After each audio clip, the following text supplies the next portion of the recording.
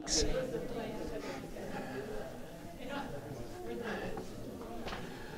thanks for coming and showing up to the State of the Town.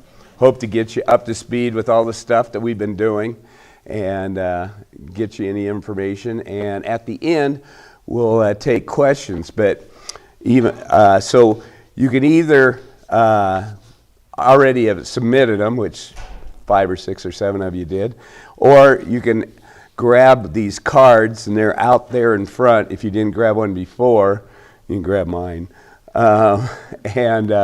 So just fill out a question, and we will answer all of them. We're going to try to close this out at 7:10, which leaves us about a 20-minute question and answer. And if we don't get to your question, we will give you a call. One of the staff people will give you a call and try to answer it. Okay? So, am I getting out of your realm? Okay, so we're excited about this because we've worked hard. You know, the council's worked hard to sit there and make sure that we run a good government for you. Brett Hansen's the Mayor Pro Tem. Lisa Lake is one of our council persons. Robert Oxmacher is a council member, and Luke Wagner is a council member. All of those people will be talking with you today to go over the areas that they have a special interest in. Here's some demographics that I thought would be interesting for you. Our town is now 10,500.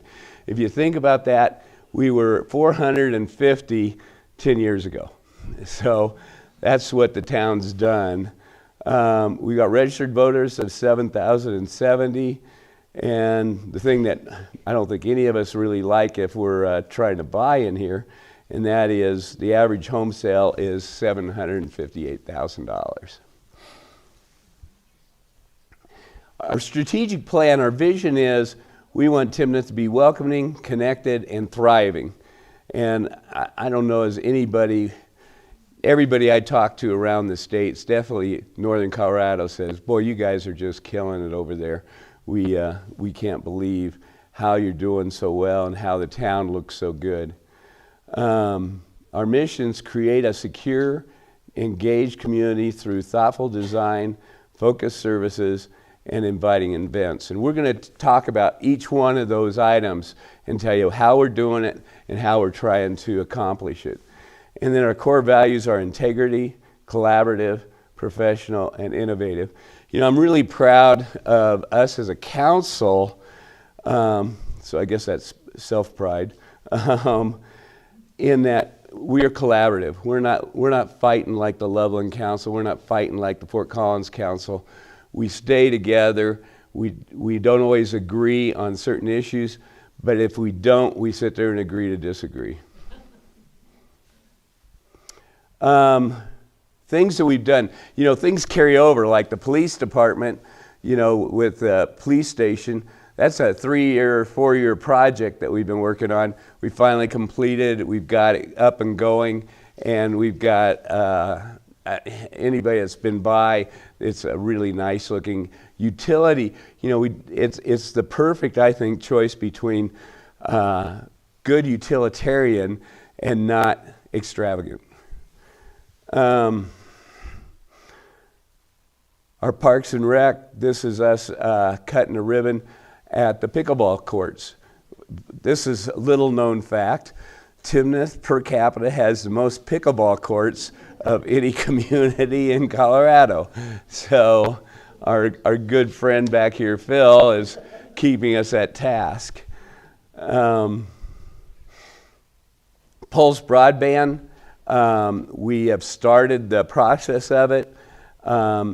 It should be done within the next 3 to 5 years. We'll be starting at the end of this year. So with that, I'd like to turn it over to Lisa. Thank you, Mark. Hi, for those who don't know me, I'm Lisa Lake, one of the council members, and I'm going to talk to you a little bit about our Parks and Recreation program. and what you can expect going forward. The first thing I want to touch on is the Wild Wing Park. There is a picture up here for you to see. Just know that some of this is just a draft at this point. We will be voting as a council coming up soon to start Park Phase 1. I've given you kind of a general idea of the general part of the park in which Phase 1 will probably consist of. As I said, we'll be voting on it shortly. Some of the things that are included in the whole park as an overall view of the park, there's some native open space. You can see a bunch of different courts. There will be pickleball courts, sand volleyball, basketball, and tennis courts. You can see that there's plans for additional parking on the north side of the park, as well as large dog park, small dog park. Over in the corner, there could be a community garden area. Some open space down here for kind of similar to the community park that already exists, so that it'll be a grassy area for people to play in. There's also plans for a skate park, some seating over there, the adaptive playground. The area in red is probably where we'll be starting, excluding the tennis courts, which will be a later phase. But some of the other courts, the restroom building, playground, will be in that first phase. This coming year, we will be creating a master plan for parks, rec, open space, and trails. Community members will have the opportunity to provide feedback on that, as well as our PROST committee. So we do have a PROST committee, which is made up of different community members, including a couple of youth members. So they can provide feedback. They'll also help facilitate some of these events in which we gather feedback from community members. And that will kind of direct different park locations, the different amenities, the different programming that people are looking for. The Pooter Trail, this question comes up quite often, so I wanted to touch on this. Timnath's portion of the Pooter Trail is complete. So the parts that are not complete that we get questions on, I don't know how well you can see this, but there is a gap down on the very southern portion on here called Gap 3. That is within the county limits. So the county has plans to have that completed hopefully by this fall. There's some water, there's some water that they have to create a bridge over, and so they won't be able to do that until the water is low enough in order to be able to do that. Some of the other portions are further to the, which some of you may have seen, kind of over by the Walmart, and that portion under I-25 should be completed by the city of Fort Collins. And then you'll see some of this does match up with our roads. It runs along 3 Bell. They are going to be working on additional signage though, so keep your eyes open for that. The reservoir trail system, if you've been out to the reservoir recently, you've probably seen some improvements that have been made over the last year or two. And one of the things that we will continue to work on is the trail system to the south and to the west side, which is anticipated to begin this spring.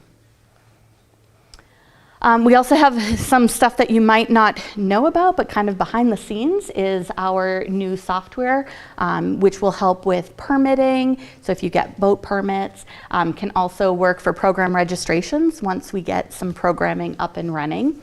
And then we do plan on hiring a full-time programs coordinator to begin this summer. And some of what they will work on will be dependent on what comes up in the PROST master plan. And now I'm going to turn it over to Robert. Thank you, Lisa. Good evening, everyone. So nice to see many familiar faces and also some new faces, so thank you for being here. My name is Robert Oxmacher, and I'm going to talk about some of our essential infrastructure upgrades. Of course, here in Timnath, we don't just exist as an island.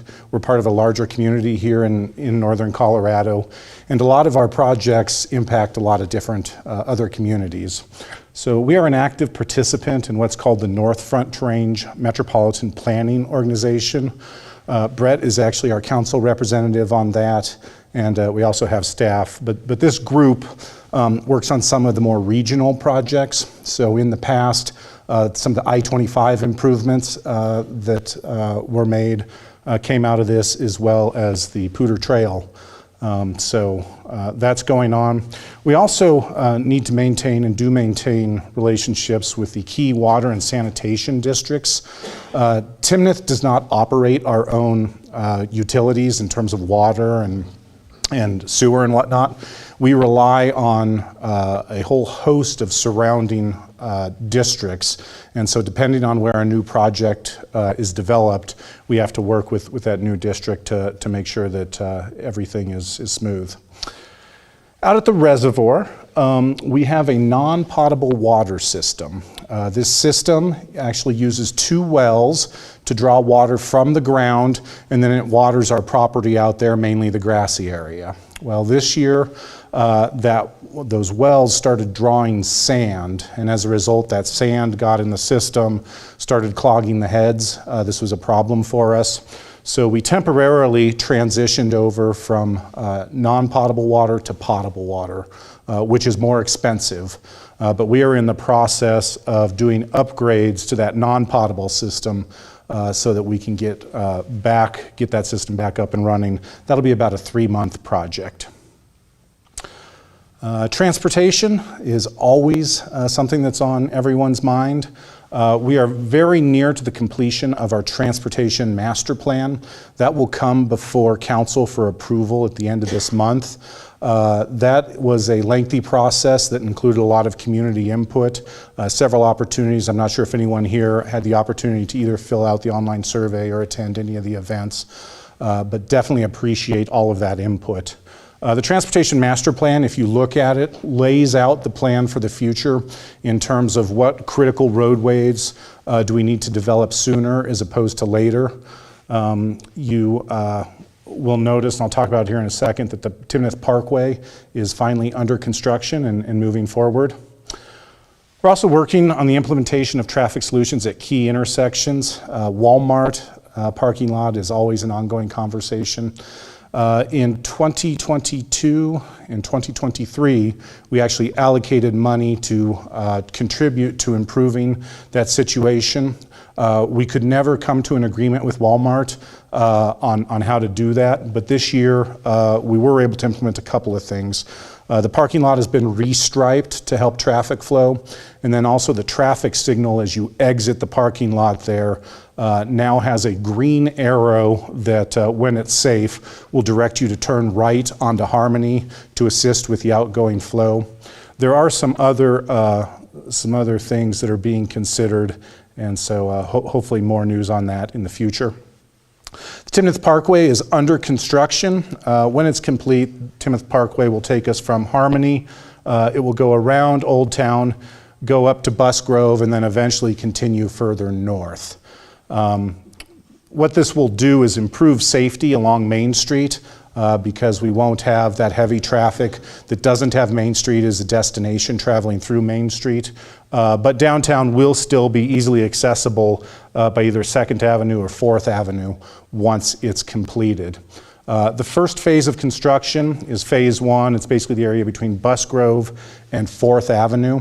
So that's what's being worked on right now. The second thing that will happen is between 4th Avenue and Harmony. What we're waiting for there is the railroad crossing here needs to be constructed by the railroad. So we have to have them construct that, make sure we know exactly where the height is so that we can then have the road match up to that. So that's in process, and that will occur as well as improvements to the railroad crossing at Main Street. When those are completed, they will be quiet crossings, which will certainly be appreciated. We've also expanded our capabilities with respect to snow removal. This year we put into service a new snow plow, and there is an additional snow plow that will come that will be purchased in 2024. The town also has invested in what's called a road weather info system. This is a combination of sensors on traffic lights as well as essentially little hockey pucks that are in the street that can provide data in terms of which areas of town are freezing first in a snowstorm, and then we can deploy our resources there first. Hey, Robert. Yes, sir. Can you flip back and let me make one comment that I think you alluded to? No, right at Parkway at Walmart. Mm-hmm. What I think a lot of people say, well, why don't you guys just go fix that? Well, Walmart owns all the property from Harmony into their property, and so we can't go in there and restripe or rechange or anything. We've got to get total approval from Walmart before we can do it. Thank you, Mark. So, of course, the big excitement is the partnership with Pulse Broadband, bringing broadband to every residence in Timnath. We are in the process now of starting to lay out the backbone of that. That backbone will go to what's called a hut, which is kind of the brain center of the network. That'll be located at 4800 Goodman, the Old Town Center. Then once that kind of brain center is constructed, then we can begin deploying it to residences. It'll be the Timnath Ranch area that gets the first deployment, and we are told that the first house should light up this year in 2024 with complete build out in the town in 3 to 5 years. People often ask, why in the world are we building internet? Isn't 5G just going to power everything, right? Makes sense. Here's the problem. To get 5G, you have to have a pipe to power all those towers. We don't have that pipe here in town now, but when we build this, we will be able to lease that bandwidth to 5G providers, and that should also enhance our 5G coverage. So exciting things on the horizon there. And with that, I will turn it over to Brett.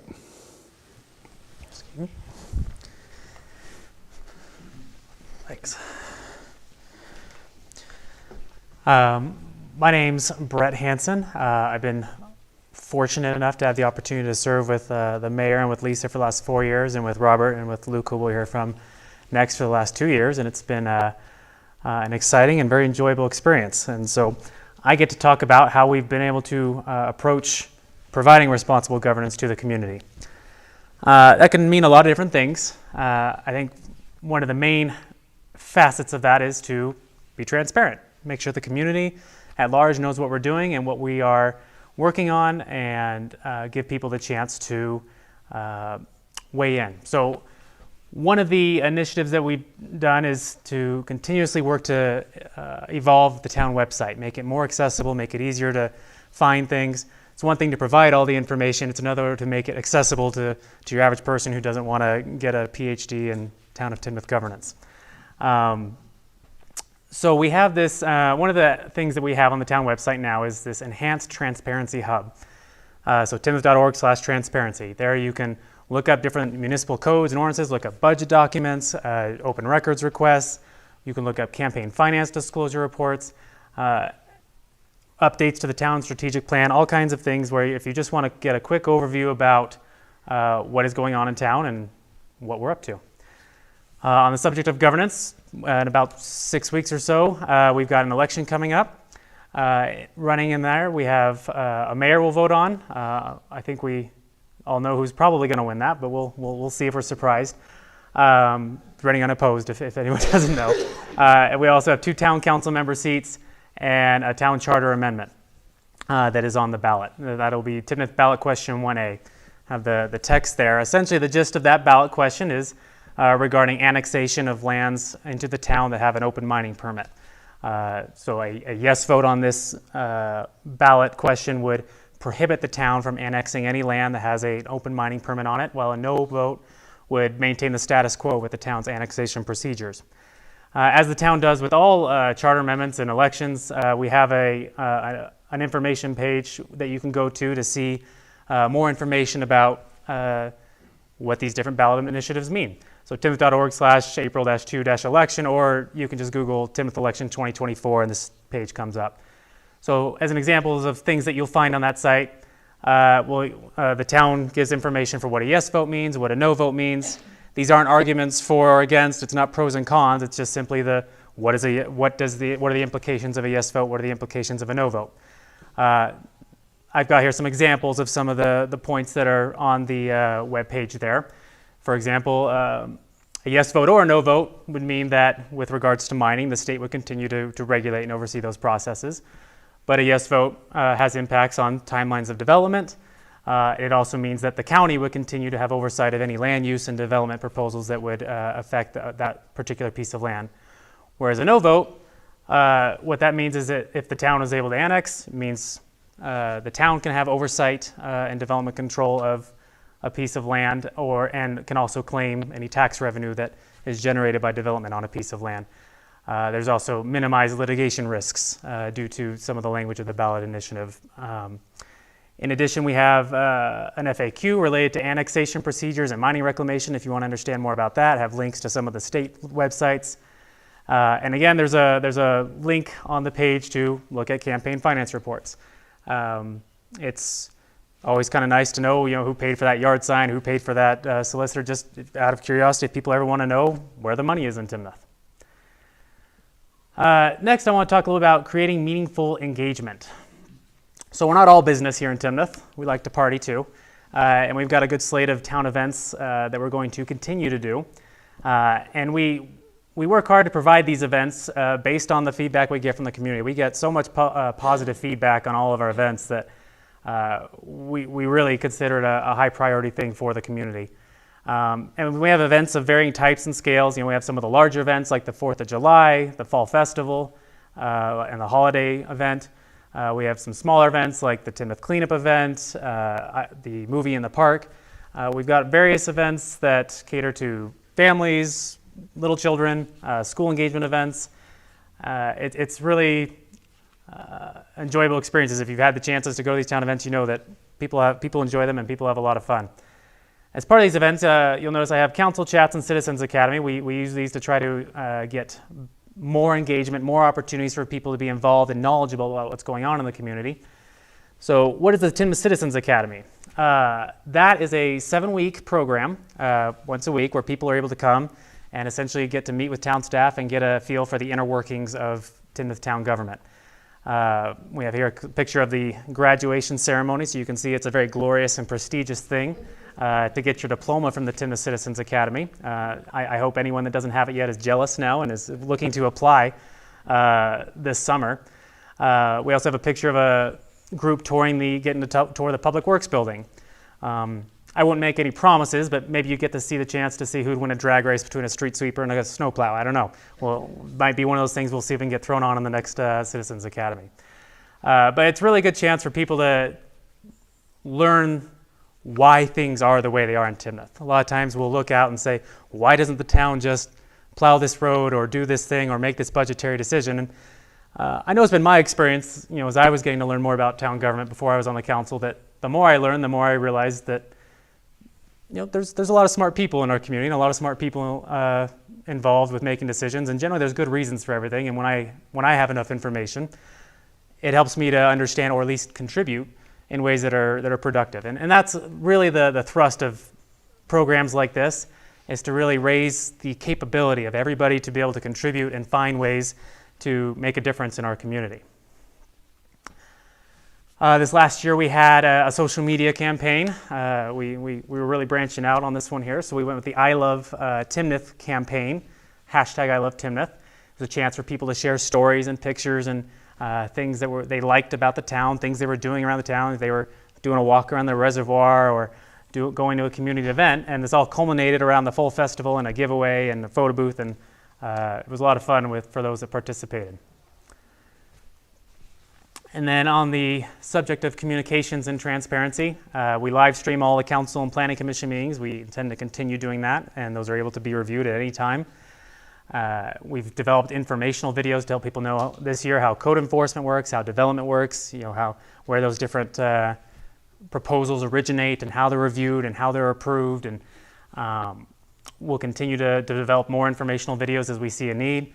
And I put a plug for this in every year, and we'll continue to put a plug in, is making sure to encourage people to sign up for email updates and from the town. If you want to know what's going on in Timnath, this is really the easiest way to do it. There are these emails that are sent out on a regular basis, whether it's about development proposals that have been submitted or ordinances that the town council have passed. If you submit or if you subscribe to receive these emails, you will know what's going on in town and be able to be aware and be involved. And then the final piece of communications and transparency I would like to share is the town is working on creating a new initiative on the town website called Your Timnath. This is intended as an engagement hub that will provide forums for people to discuss town issues, to give feedback to the council, to staff, just to provide more data points and more opportunities for engagement for people to help shape how our community is formed. We're planning on launching it in the next month or so, and I believe it will continue to evolve as we find the ways that we get the most engagement with it. So as that is launched, I encourage you to check it out and look for ways to help it be a successful forum for community members to engage and be part of the discussions in Timnath. And with that, I will turn it over to my esteemed colleague, Luke. Sorry. No, you're good. Awesome. Good evening, everyone. My name is Luke Wagner. I've been on Timnath Town Council since April of 22, so I just want to thank everybody who came out tonight, and thank you for those who are joining us virtually. Before I start my presentation, obviously I'm on community safety. I just want to take a moment to thank the police department, thank all the officers for helping keep our community safe. So I don't know if anybody remembers, but last year this time Robert gave this presentation for community safety. And so there's a couple things I'd like to bring forward from Robert's presentation last year. The first is it's still an extremely tight labor market for the police department. Functionally, every police department, sheriff's department are hiring police officers. So it's very highly competitive. There's even some police departments offering signing bonuses. So that labor market continues to be very tight. The second thing I want to bring forward is with the officers that we hire here, we're hiring quality officers, not just officers. So we want these officers to be in our community. We want them to have a community focus. So we're no longer just a police department. We are a quality police department. So 2 officers graduated from the police academy in December 2023. 1 additional officer was hired in December 2023 as well. There's 3 vacancies that remain to be filled in 2024. What's important to note on this is it's about a 14-month process. So as soon as somebody puts their application in to when they're actually ready to go on the streets, about 14 months. So when we look at these vacancies, we expect these to continue, but that's the right process, right? We want quality officers, we want the right things, so really support all that work that goes into that long-term training for those officers. So we are on track for 24/7 police coverage by June 30th. You know, what Town Council has done is we've actually, about a month ago, we renegotiated our contract with the Sheriff's Department, so we put some language in there. So as soon as we're ready to pivot on this, we limit our financial responsibilities. So we're really excited about this. I know Council's excited. I know Chief Jones is excited. So I think we're excited to get that going. So what's some of the training and development? So all officers met the post-training class requirements in 2023. So that's 24 hours that those police officers have to do every year. And that's, you know, in the medical field, that's kind of your continuing medical education. So that's a wide range of things those police officers can do. But most notably, you know, some of those hours can be achieved by being in our community and attending our events. A really cool thing that Chief Jones did this year was the ethics training, which is incorporated from the Daniels College of Business through the University of Denver. So every week they have a what-if scenario that they incorporate for everybody to come through and talk through that scenario. So really great program. 2 sergeants were promoted in 2023, so that was Sergeant Rarity and Sergeant Rogers. So that brings the department to 3 sergeants, including Sergeant Winecoop. Great leadership team that we've got. So that's really building that team and putting that in place. We plan to have a detective role in the 2025 budget cycle. There's really 2 key parts to that detective role. It's the first, it's going to align that police department org structure with our surrounding communities. So we're more like our surrounding communities. And second, it's going to allow for career growth within our police department. So we really want to hire and retain our officers and provide that career growth. Community engagement and crime prevention. So, this is really focused on community communication, community engagement, community education, and crime prevention. So some of the things that we're doing is distributing the tour duty reports to track crime trends, monthly statistics to town council as well, posted on the social media. So if you're following Timnath on Facebook or any of those, they do post those. The police department's been collaborating with retail outlets and construction companies on crime prevention, and then continued presence in schools with the SRO program. So I've got 2 young kids in the Timnath school, so I really appreciate that program. And it's really neat to watch them build those bonds with our school kids. So great program, really hope to continue that in the future. Community programs, so we've got Shop with a Cop, Safety Fair, Pop with a Cop, and Coffee with a Cop. I just want to highlight the Shop with the Cop. So big kudos to Sarah Wagner. She's one of the organizers of that event. And I don't know if you guys know, but the Larimer County Department shut down their Santa Cops. So we're one of the last police departments that does this type of event to help those who need it most. The Safety Fair is another one of my favorites. So I don't know if you guys have been out there, but the helicopter lands, right? The Lifeline helicopter, and then the UC Health EMS is out there, the bomb squad, the mounted police force through Weld County. So it's a really great event, and what I appreciate about it is our community gets to interact with these first responders in a really positive way. So a lot of situations, kids get scared, right? It's a very distressing situation. So it's nice to see our community interacting with that in a very positive way. So some of the citizen involvement programs is the Ride Along, the Citizens Academy Night to highlight the department, kind of what Brett talked about in that, and then monthly regional meetings with law enforcement agencies and the FBI. So 2023 calls for service. I'm not going to go over it, but I think what's important out of this is to really know that as Timnath continues to grow, it's a really safe community, right? In all this, I had the opportunity to speak with Chief Jones about this, and it continues to be a safe community, and that's part on our police department and part in our community. So it's a great place to live. And I had the opportunity to speak with Chief Jones, and I said, hey, what's one thing you want me to tell about the police department? And he said there was Officer Cardenas was on his way home from work, and he actually stopped and rendered CPR. So I think what it shows is our officers' commitment to this community, and when they clock out, they're not done with their work here. So I think it's a really great thing, and I appreciate all that our police department does. I think, Mark, back to you. Thank you. Good job.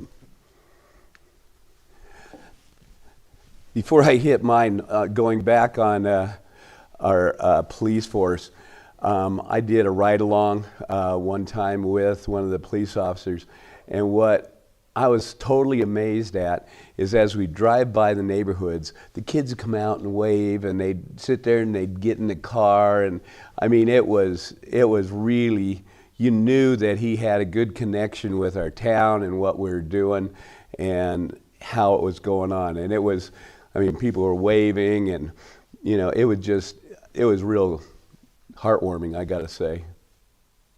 All right, so I get the boring one. Ensuring fiscal responsibility. What we do as a council is to make sure that our budget aligns with our strategic objectives. And so if we say we're going to focus on parks, is that in the budget, and are we sitting there working that way? The second thing is that we continue to push out our financials so that they're easily read and accessible to the town. And I think ours I'm in a group of 4 other mayors from northern Colorado, and all 4 of them have told me, you guys got the best publication of your financial statements of any of us. We need to sit there and get up to speed like you guys are. And we're the smallest of the 4 that are there. We take a good look. We know what's going to pretty much happen for the next 5 years. We are financially healthy. Nice thing about that, excuse me, I'm sorry my voice sounds so bad.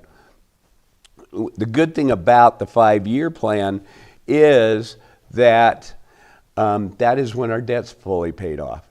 So we will be out of debt actually in 29, but in 5 years we will be out of debt and running along, and we couldn't be stronger or more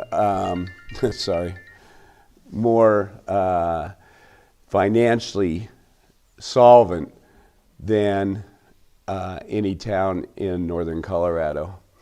We keep a 25% working capital reserve on the town. That gives us a huge amount of cushion if something should happen, if we have a disaster, if we have something else that we decide we need to do, if there's a piece of equipment that we have to get. All of those things we're able to do because we have this large capital reserve. And, you know, we take a look, the Timnath Development Authority is our main loan, and we should pay it off by 2029, and all of our projections and everything show that it will be, in fact, paid off in 2029. One of the things that people a lot of time comment to me on is, you know, my property taxes are so high. You know, can you do something about the property taxes? And quite frankly, what I can do is so minuscule that you probably can't even affect it. The most of your property taxes go to the school district, to the hospital, to the library, and the only amount that comes to Timnath is 6.688 mils, which means nothing to you.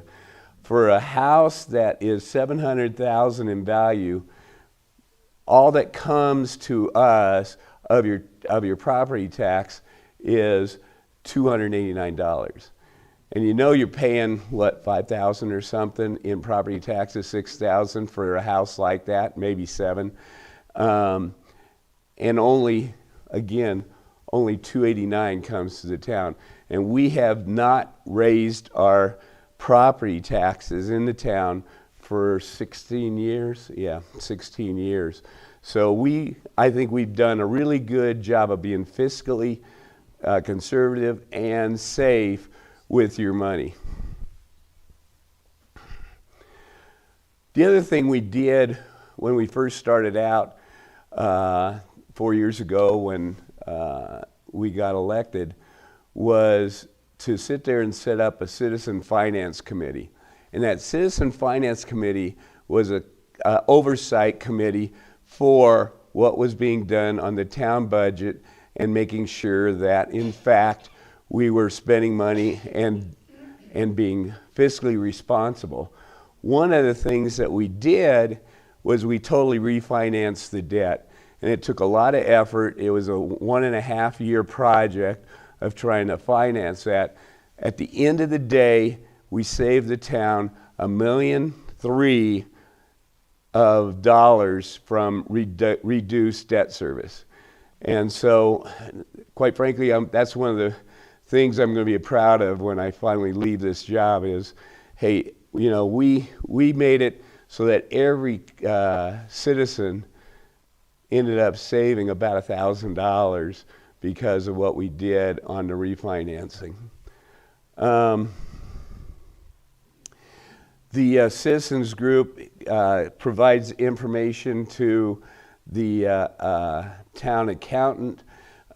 We replaced the town accountant about 3 years ago and got a superior one now that is giving us great information and is very astute.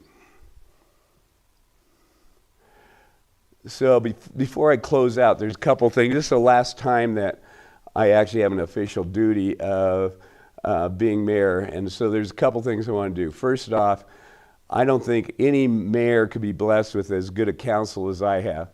You know, Lisa, Brett, Luke, Robert have done just an incredibly great job.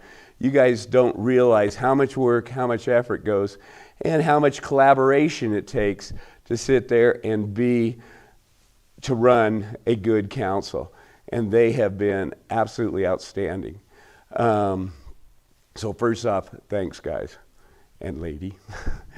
The second is the town, a lot of people come and say, hey, as mayor, you must get a lot of phone calls that sit there and they're chewing on you and stuff like that. You know, how bad is it? I got to tell you, I did not get one irate phone call in 4 years. Now, I got a few emails, but they at least didn't call me.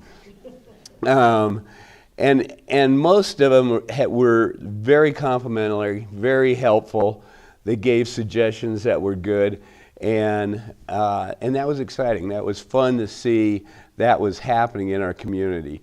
And so I want to thank all of you for the time. It was a privilege and an honor to be your mayor, and I'll miss it, but it's time for somebody else to do it. All right, so with that, we'd like to take questions. So where are you? There you are. Behind you. My beautiful Vanna. If only I had big letters to turn. If you give us all about 3-5 minutes, we're going to have our council sit back on the dais and move this big screen so that you guys can actually see them. And then if you do have questions, we'll send someone around to collect them. And if you have questions as we go through this, continue to write them down and we'll just keep running back and forth. So give us about 3 minutes.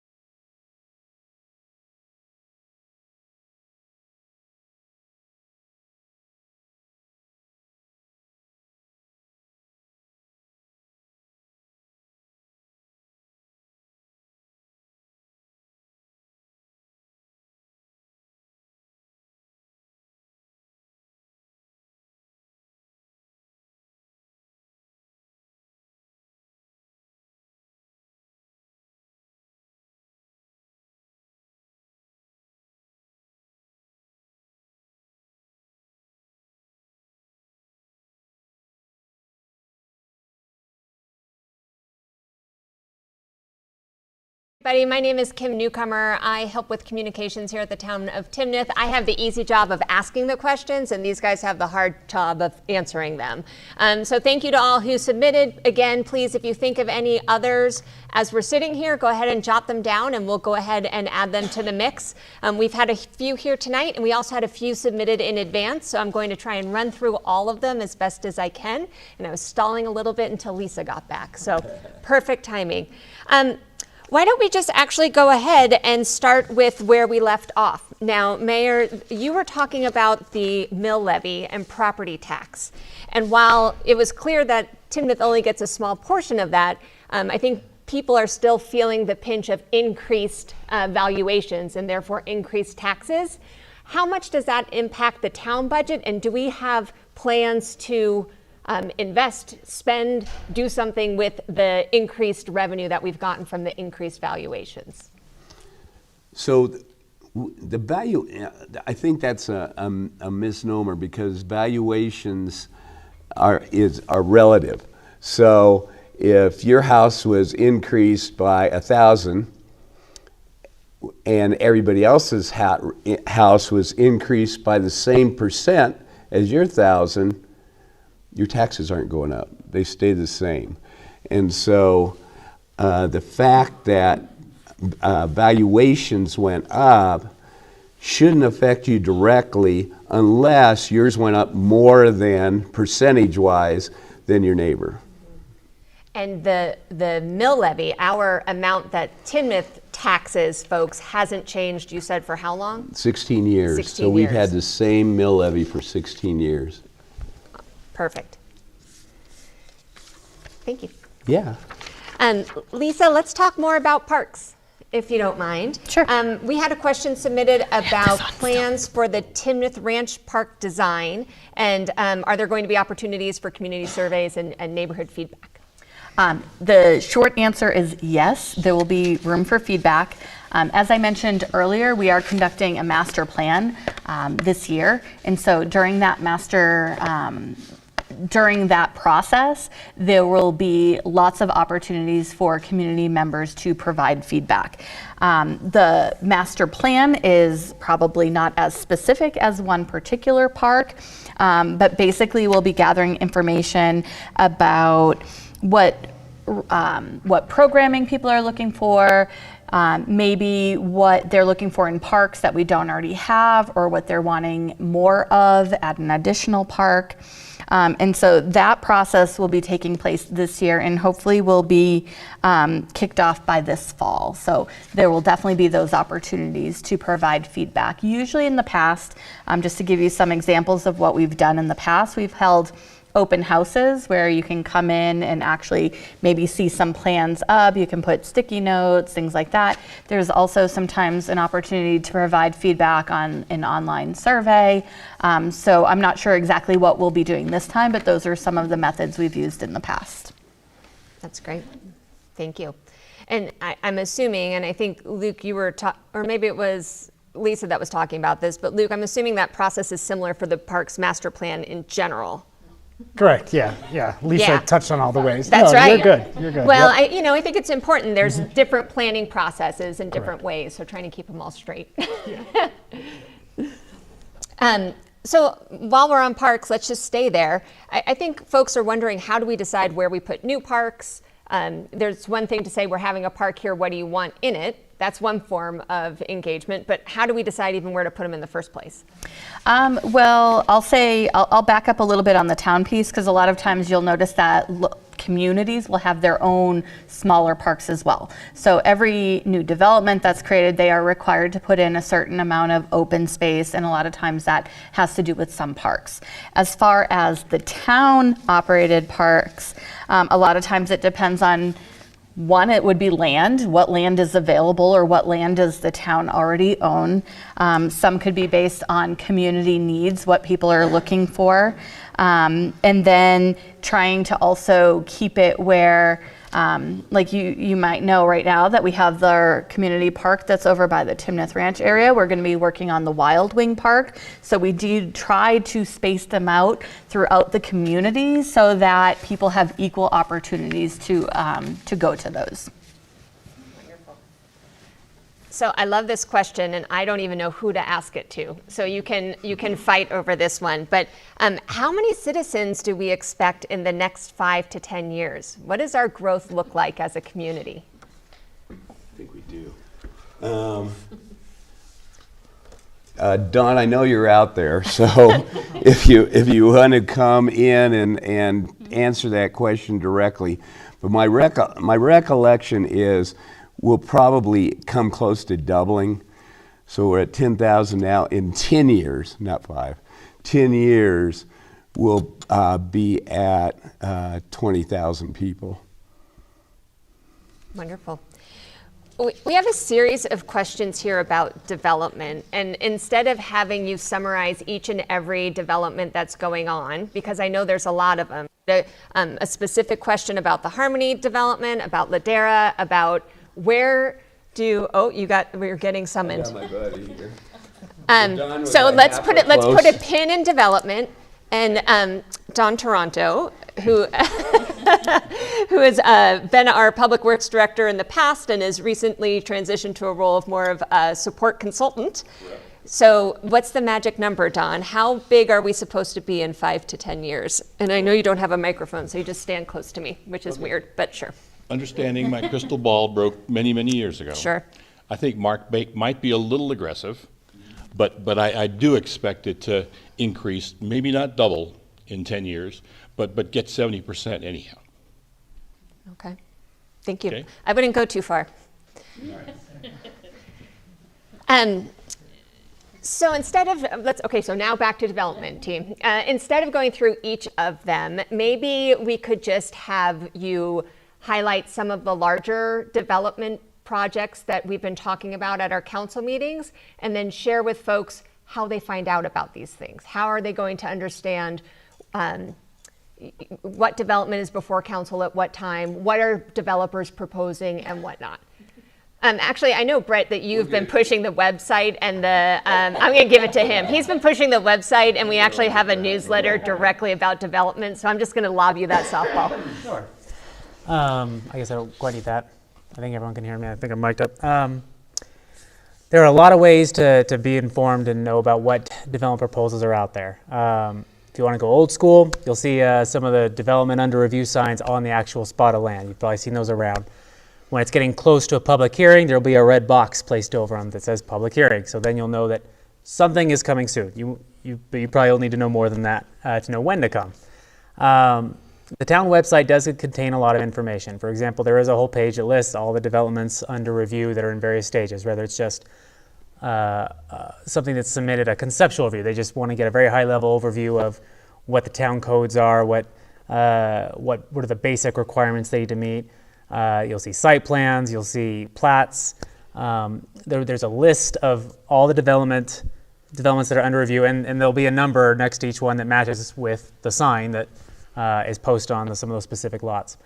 There's also on the webpage a map, an interactive map where you can click on specific parcels or areas, and a little pop-up will come up, and you'll be able to see, okay, what's proposed here is a development with 100 homes. What's proposed here is a car wash, a commercial building. I mentioned in my presentation signing up to receive development updates from town emails. What was mentioned was Ladera, and I actually checked my email recently, my personal email, to see how many times Ladera proposals were mentioned since 2021, and it was about 25 times that I'd received an email saying something related to Ladera that, if you want to know more, that hopefully would prompt you to know where to start asking questions. Now I recognize that some of the technical documents that you might be able to find, those aren't always accessible to your average person. It's detailed diagrams of plats, it's things like that. And so at that point, I would encourage you to reach out to the town and ask questions. Sometimes town council members, as we're getting ready to vote on a specific individual's property rights, we can't necessarily discuss that outside of a public forum, but staff is free to answer questions, and I know that there are several individuals in this room that have approached staff and asked very specific questions all over developments and getting details and getting information.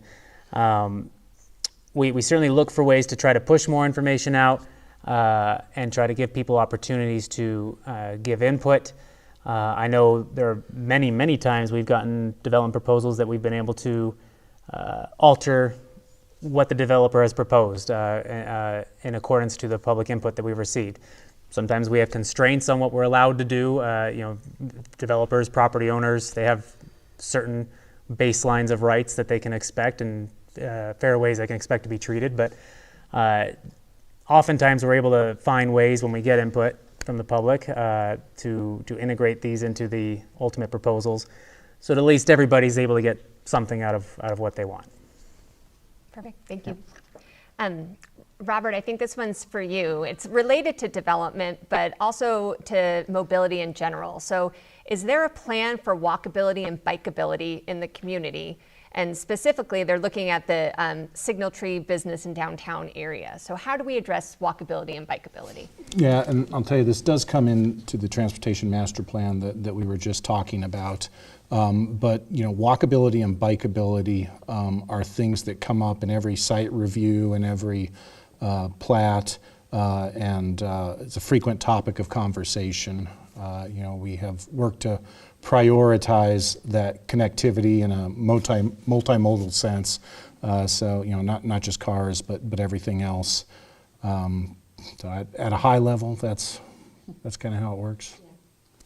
I'm going to add something to that then too. Is we're real fortunate that many of the developers take care of it, so we don't have to worry about that. They sit there and have bike lanes, and they have extra wide sidewalks and all of those kinds of things to sit there and promote safety and give people different choices on how they can move about in the community. Luke, you're not getting off scot-free. So we talked, you shared a little bit about the plans for 24/7 policing. Can you just go into a little bit more detail of when we really will notice that? I think you gave us a time frame, and how did we get here? Like, this isn't something you just flip a switch and do. Yeah, absolutely. So I think with the 24-hour police department, so where we started functionally was, I think, probably 10 or 15 years ago with one police officer. So then we've got up to 10 police officers, and really our FTE goal was to get to 20 police officers. So we're really working towards that goal, and we're going to hopefully be there in June, as long as the current hiring schedule that we've got in the pipeline, and then there's no resignations.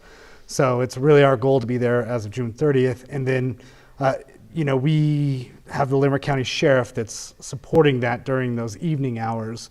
And so that'll really be about that process of that transition between that Limerick County Sheriff's and our police department to move into Timnath 24/7. So it's not that we don't have access to public safety services 24/7. They're just Correct. not quite ours. Correct. Yeah, Okay. absolutely. Yep.